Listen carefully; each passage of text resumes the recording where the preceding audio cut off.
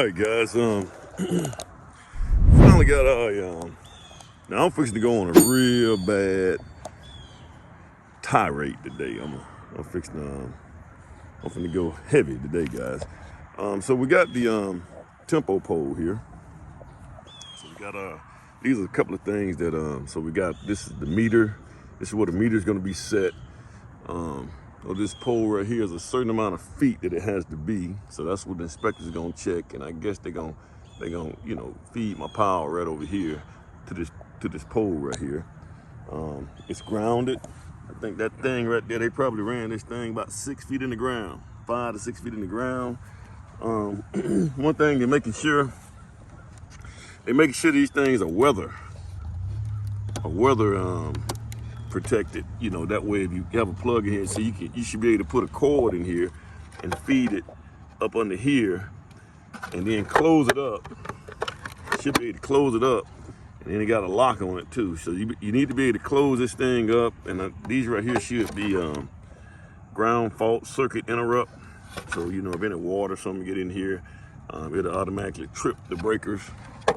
So that's needed. So look like, he got a nice pole right here, man. He got most of these things usually be raggedy, man, and so he got those right there. He may fail him for that right there, those holes right there being open. I tell you what, you just never know about these guys. Hold up. Yeah. Oh no, it's not open. It's not open. It has some leaves in it. And what else you got here? So you got your cutoff right here. You got your breakers here. Where it shuts it off. So we got that. So we got that going on, tempo. And then I also, I got this permit box, guys. Make sure, now Birmingham, man, I tell you what, man, they gotta get, man, I hate when I do that right there. I had to fix this right here, a little bad boy right here. These guys gotta get on board.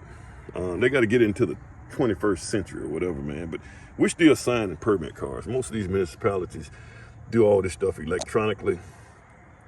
But when you're dealing with like municipalities like Birmingham, you better make sure that right here, because what we got to get first done, so we're trying to get the footing sign off, but you got to make sure you get your grounding done first. So the electrical guy got to come out here.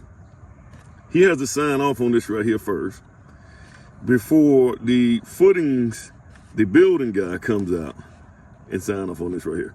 And what he's checking out, he's gonna check the tempo pole too. Let me see if we got tempo pole.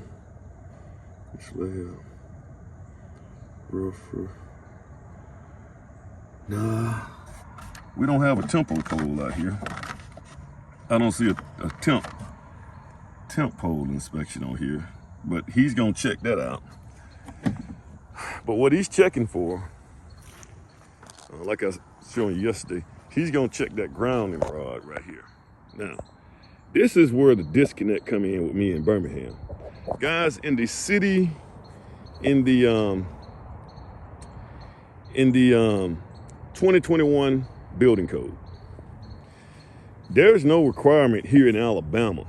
Guys, you can look this up yourself. You got time and you want to go in the code book and look up some stuff. There's no, in our seismic location, guys, we're in seismic location, I think B. You only have to have rebar in the footing in seismic location D. I think it starts with D. Right here where we are in Jefferson County, there's no need for rebar in your footing, reinforcement in your footing. You don't need that here because we don't have a lot of earthquakes here. Now I'm going somewhere with this right here, guys. I'm finna go into a little rant right now. But what's happening here is that one good idea would be to have the grounding inside of the rebar. But in Alabama, we don't need rebar in the footing. So if I don't have to have rebar in the footing, why do I have to have a grounding rod in the footing? Well, simple. The code gives you exceptions. The code says, hey, what you can do, if you don't have, the rebar in the footings that's available, because you're in an area like where we are, where you don't have to have rebar, The next thing you can do is you can do something that's similar to this right here.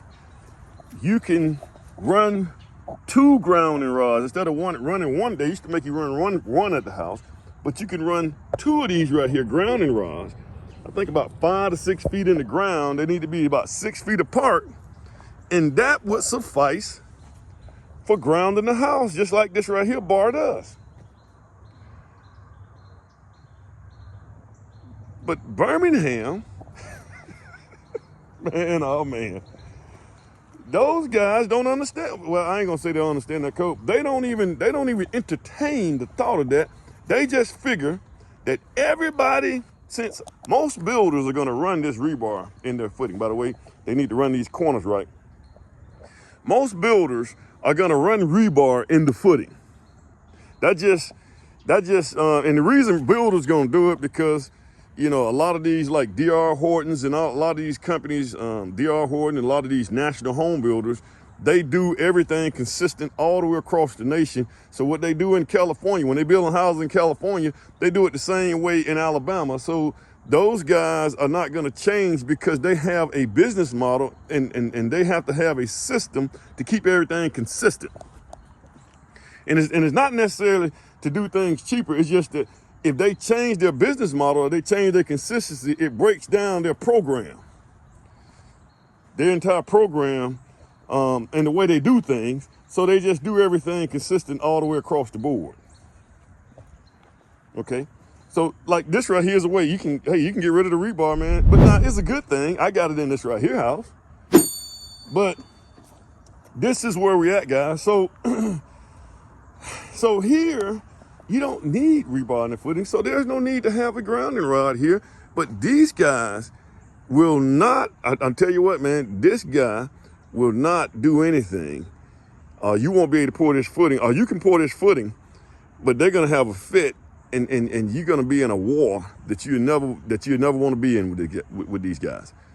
As a matter of fact, they got the electrical guy. This is where I'm getting pissed off at, guys. They have the electrical guy has to check this first before the building guy.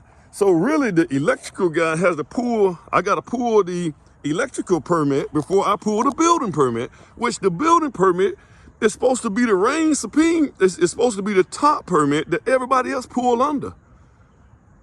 But you got to get this right here inspected first. That makes absolutely no sense to me, guys. As a matter of fact, most municipalities, with the exception of Birmingham, what these guys will do is they will come here, and I'm not just trying to just beat up on Birmingham, man, but this is just another system issue that makes no sense. So guys, what you have here is we got to get this right here signed off first before I can get my footing. You could have the building guy, the building inspector, to come here.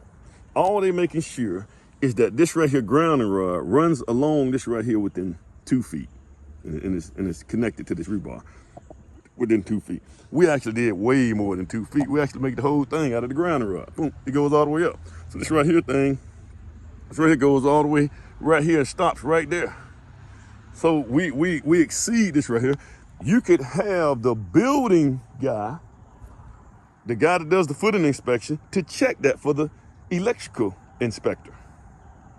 But this is the problem, guys, that I think they're running into. The electrical, see, each one of the disciplines at their municipality are not talking to one another. They're not friends, it seems like.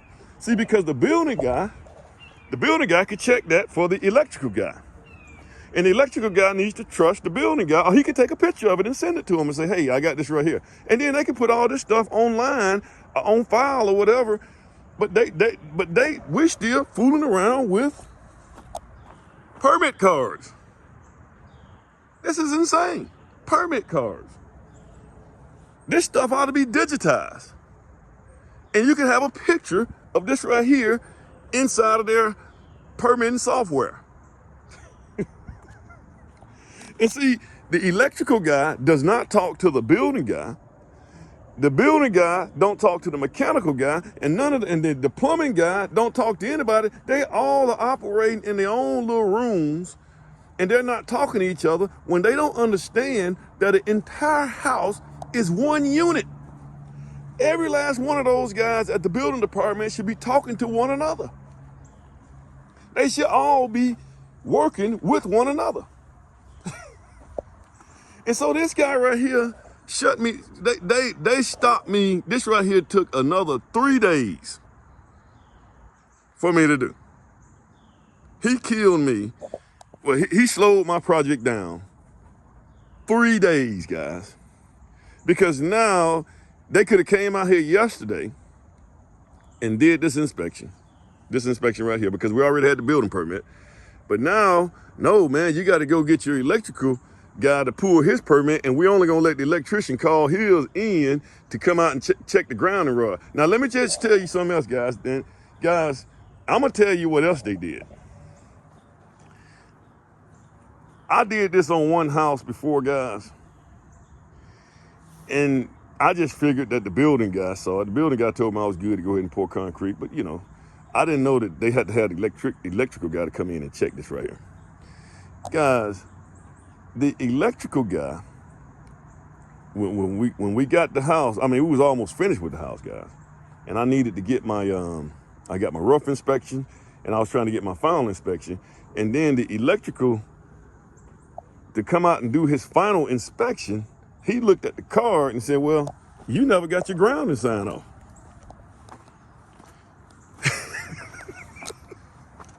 Because, you know, I just figured every other municipality, they have their building guy to check that for them, you know, just to make sure. But he was like, well, you don't have your grounding sign off on, so I can't sign off on your final. So you can't get power to the house. This is what this guy did, guys. Then I said, well, no, I said, well, I went in the code book and I found it. I said, well, there are exceptions to the code. You can run those ground rods 2 feet apart. I mean, not 2 feet apart. You can run them 6 feet apart, and you can put 2 of them in there, and that would suffice in the event that this right here is not available. Since you didn't see it, I actually did it, but he didn't see it, so he said, I need to see it. And so I said, okay. But here's an exception in the code book. He's like, nah, that's not gonna work. He said, what you're gonna have to do, guys, get this. Now this is comical. This is what this inspector told me to do. He said, what you're gonna have to do is you're gonna have to cut the concrete. You're gonna have to you're gonna cut all the way down to the footing. Now the house is built. The house is all the way up. He said, you're gonna have to cut all the way down to the footing, expose this right here rebar so that we can see that it's connected. Guys, once again, the house is already built. I said, man, you are out of your mind. You're out of your mind. You have lost your mind. And I said, now, if I cut down to the footing and I crack this footing, don't you think that's even worse than the house not being grounded? Just think about it now.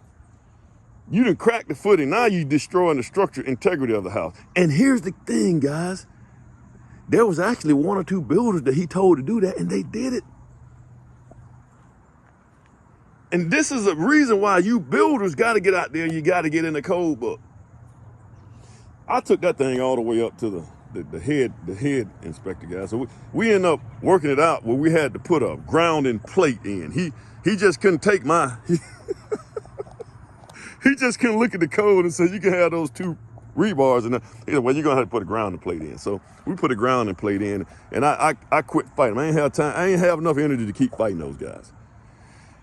That's why you guys got to get in the code book. You got to get in that code book, man. You got to know what these guys are reading. Some of these guys at these inspections department, they just know what people have been telling them. They don't keep up with the new code and all that kind of stuff. They told me I can do this right here. So the next generation of guys come in, they just do what they tell them. All right, guys. I almost got mad again, man. So what I'm going to do here, guys, today, I'm going to come here and I'm going to measure this right here out just to make sure I have the right amount so I can give it to Clay to make sure that those guys have the right amount of concrete on this pour. All right, you guys have a good one.